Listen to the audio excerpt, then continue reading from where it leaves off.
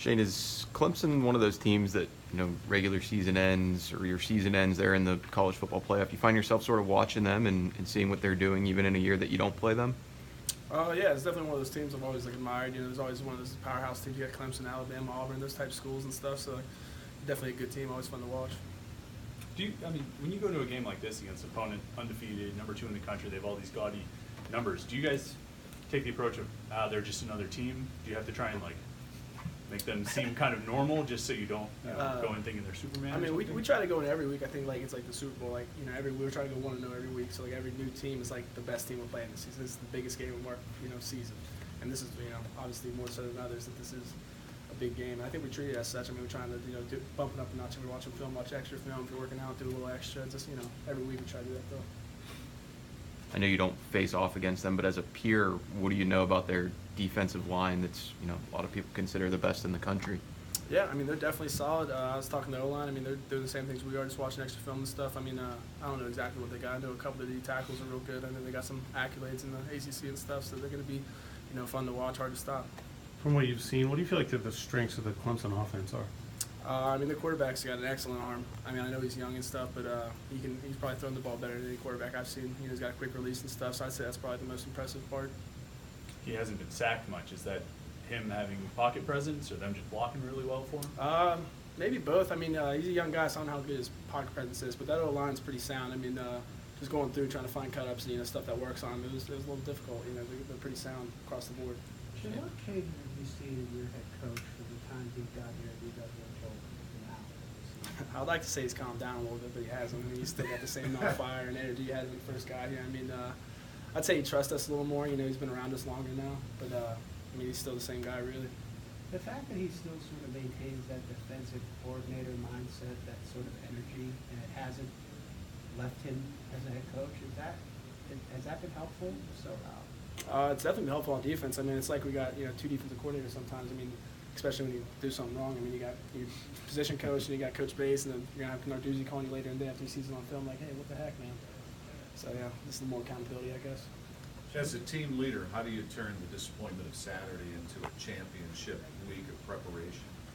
We put all our losses to bed on Sunday. We watched the film. We try to learn from it. This week there was a lot to learn from, which can be good as long as we fix the stuff we need to fix. But, once Monday hits, it's just a new focus, new week, and got to go 1-0. The 2 other games that you guys have lost big this year, you bounced back and won the next week. Is that a strength of this team doing that? I like to think we're just always on, but obviously we aren't. But I like to think after a loss or something like that, we can really just rally around each other and just let's get this stuff fixed and get after this next team. Shane, is there much you can use from the upset of them 2 years ago?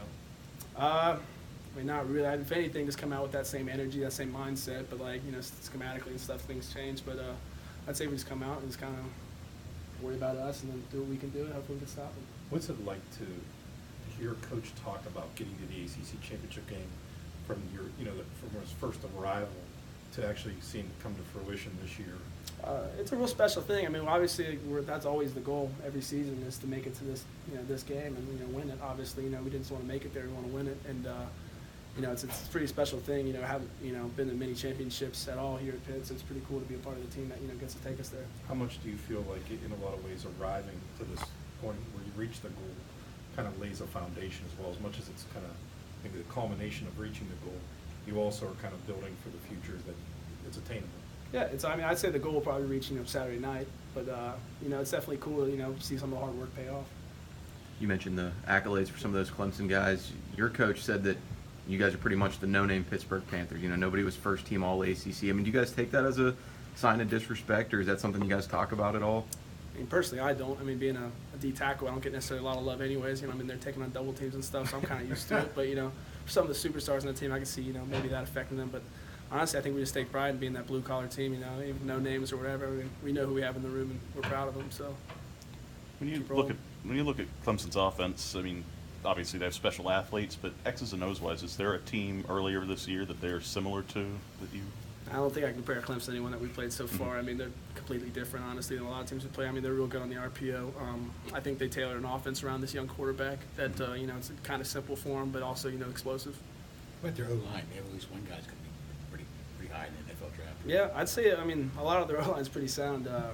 I mean, we're gonna try to throw some stuff at them maybe, but they're gonna be tough to get Who after. can be matched up against? I mean, the 3 inside guys. I mean, I don't know. I think 50's the center, and then the 2 guards are good too.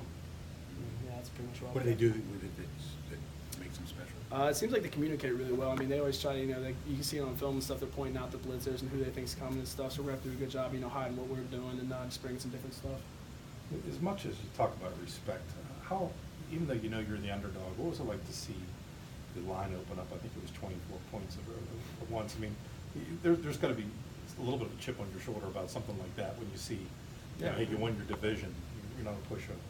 We're not picked to win many games throughout the season. I mean, a lot of the games we're underdogs and stuff, so I feel like that's kind of familiar for us. I mean, obviously the big point spread there, I didn't realize that, but I mean, yeah, that adds to it for sure. I mean, it's going to be about us. I mean, it's not going to be about them. We know that, and if we try to make it about them, it'll probably turn out in their favor. So we just got to own what we do and do it well. I mean, you're a 7-win team that's picked to lose by 3+ touchdowns. I mean, that's got to be something you guys use as motivation.